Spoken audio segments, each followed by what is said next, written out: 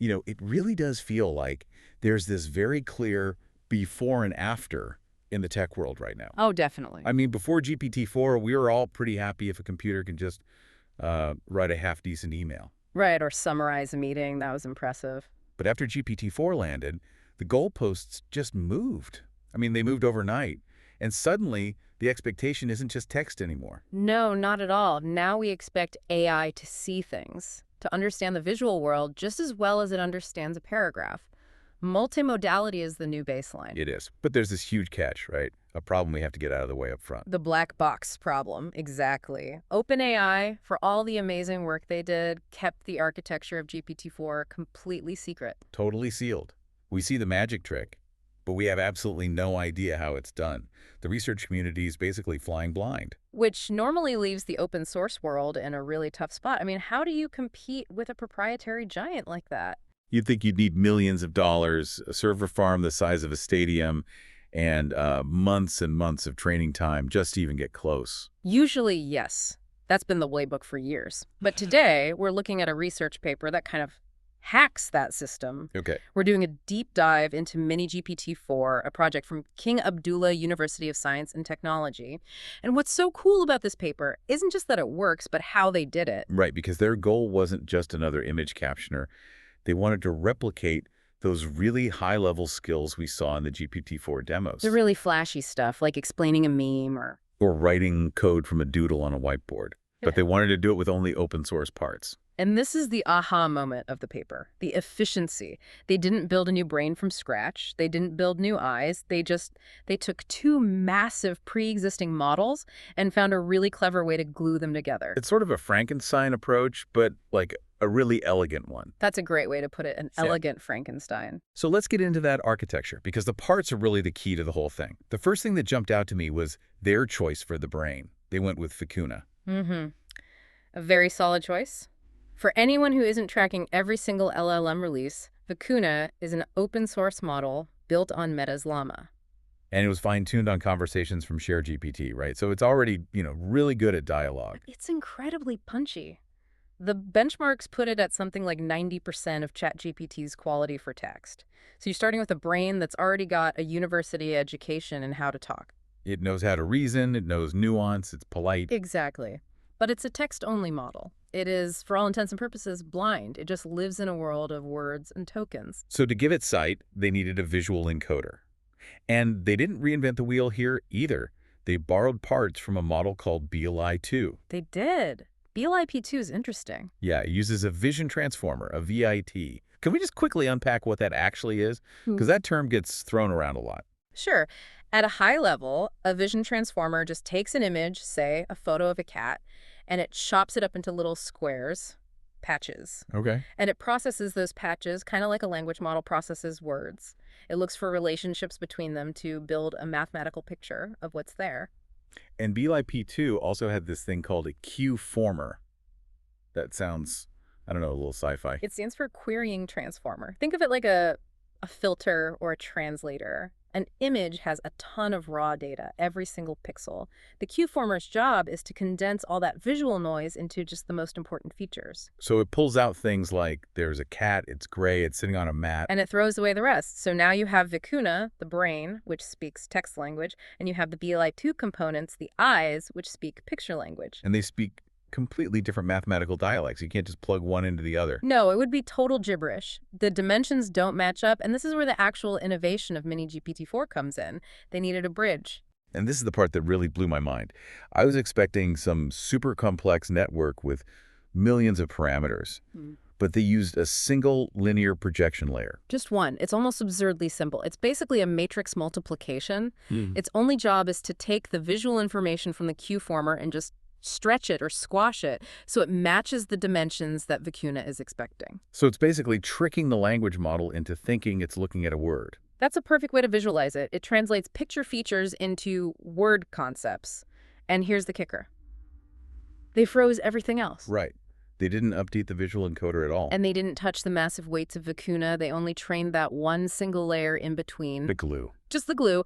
And because they were only training that tiny little piece of the network, the computational cost was, well, it was negligible. The paper says 10 hours. 10 hours on 4 A100 GPUs. Okay, for context, training a model like GPT-4 from scratch takes months on thousands of GPUs. This is like building a supercar in your garage in an afternoon. It just completely changes the game on accessibility. It proves you don't need a supercomputer to align these models. So you're not teaching the brain how to think, you're just teaching the eyes how to talk to the brain. Exactly. But let's play devil's advocate for a second. Cheap is great, but does this Frankenstein creation actually work?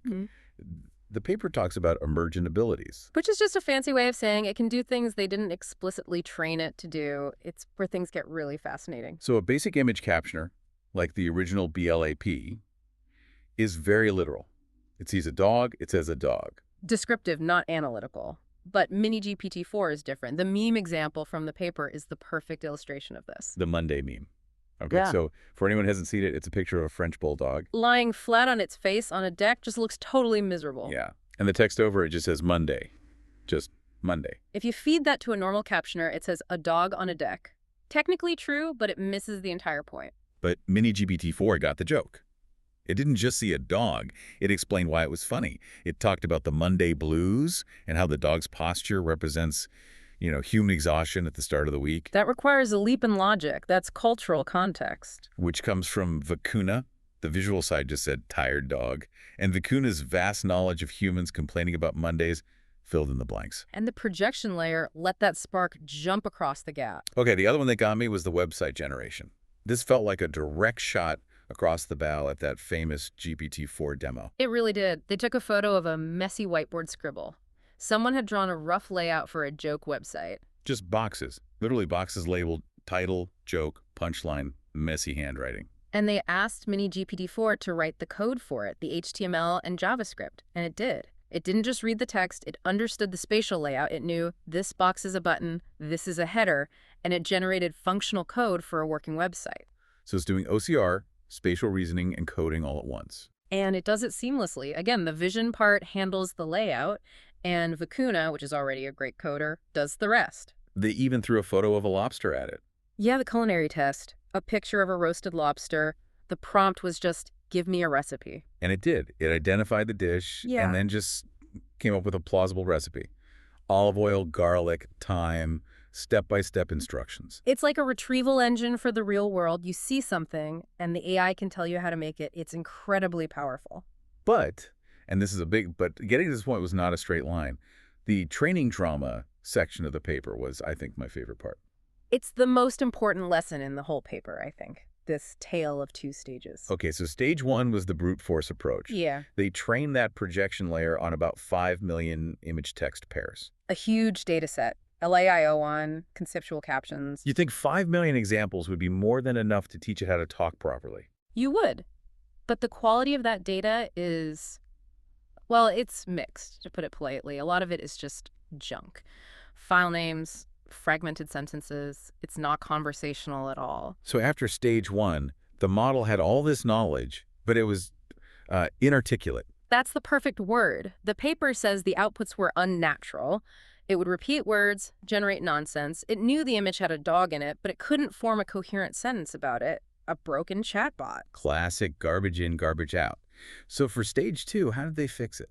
They realized they didn't need more data. They just needed better data. So they switched to a tiny, highly curated data set. How tiny? Only 3,500 pair. Wait, from 5 million down to 3,500? That's a massive reduction. It is, but it's how they made it that's so clever. They didn't hire people to write captions. They used their broken stage one model to generate descriptions for images. You just said those descriptions were a mess. They were, but then, and this is the genius part, they fed those messy descriptions into ChatGPT. They used their competitor to fix their own model. They used ChatGPT as a grammar checker, as an editor.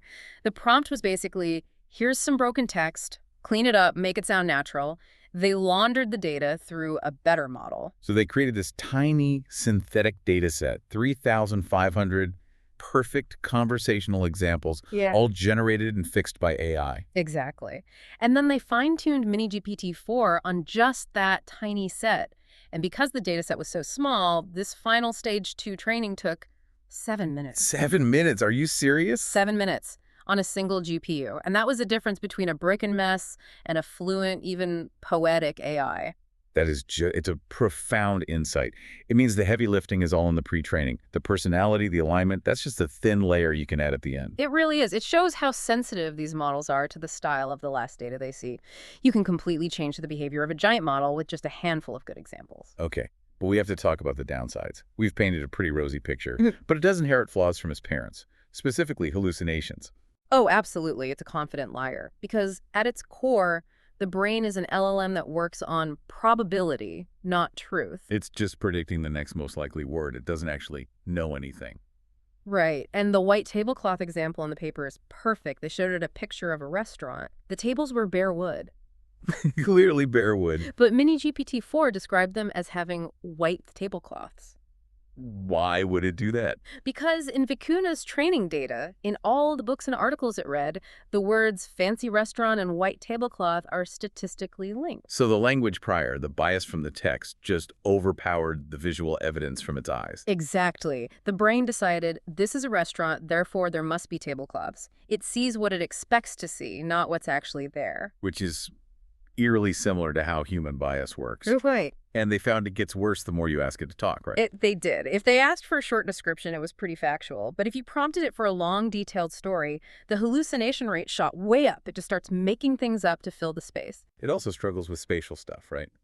Like where things are in a room. Yeah, in that same restaurant photo, it couldn't tell you which side of the room the windows were on. It gets the vibe of the image, but not the blueprint. So it captures the semantic meaning, but not the geometric reality. That's a great way to put it. Okay, before we wrap up, I just want to touch on the ablation studies. I know it sounds like a dry academic thing. It's just scientists speak for removing parts to see what breaks. Right, and they tried taking out that Q former, that complex part from BLIP2 we talked about. And the result was pretty surprising. The model still worked quite well, not quite as good, but it could still reason and have a conversation.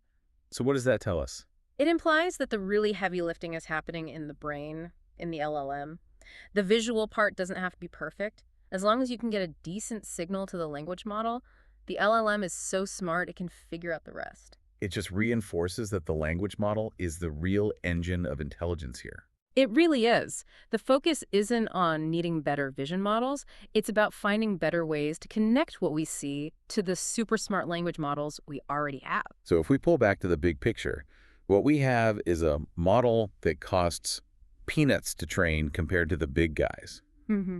It's built from open source Lego blocks, and it achieves near GPT-4 performance on some really complicated tasks. It's the Legofication of AI. That's the real story. We're moving away from the era where you needed $1 billion to even play. We're entering an era of modularity. You just pick the best open source eye, the best open source brain, and you glue them together. And you fine-tune it on a coffee break. That's stage 2 training stat 7 minutes. That's what's going to stick with me. It should. It represents the democratization of this technology. It means the gap between a raw model and a useful product can be measured in minutes, not months. Which really begs the final question, right? If a university research team can do this with just 3,500 examples and 7 minutes of compute time, what happens when that power gets into your hands? You mean, think about it. You have thousands of photos on your phone, thousands of your own emails, a context that no general model could ever understand. Right. So instead of waiting for some big company to release a model that gets you, what if you could just fine-tune a mini GPT variant on your own laptop? Personal multimodal AI. Custom built for your life, running locally on your own machine. Based on this paper, that future isn't years away. The framework is fundamentally already here. A personalized AI assistant built during your coffee break. That is a future worth watching. Thanks for taking this deep dive. Anytime, always a pleasure.